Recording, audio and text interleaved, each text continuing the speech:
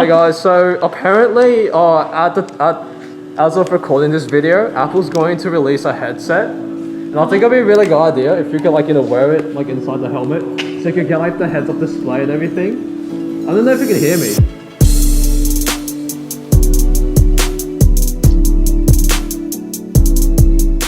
So today, what's on the agenda is I'm going to record an episode of the Meet the Team with Liv, the electrical leader. She's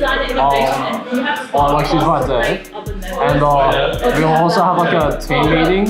And I'm not sure if I'm going to record it, but yeah, usually a lot happens. I think I should be the stick, but the shadow stick. The shadow stick. Because I come from the shadow realm. Yeah, so I think that was from our 2013 car.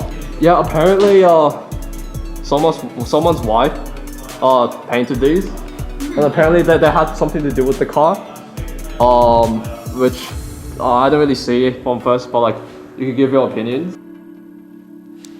And these are schematics of our old cars. If you want to copy these, I don't think you can because they're not rules compliant. I think the rule books have really changed quite a lot since then.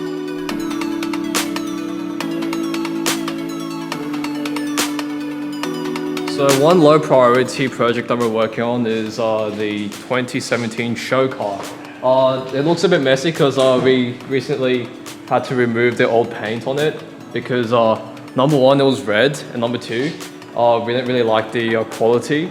But I think I designed a new livery for this, right? Yeah, I did. I forgot. But because it's low priority, we kind of forgot about it, so it's just sitting here. So behind us is the latest iteration of our car.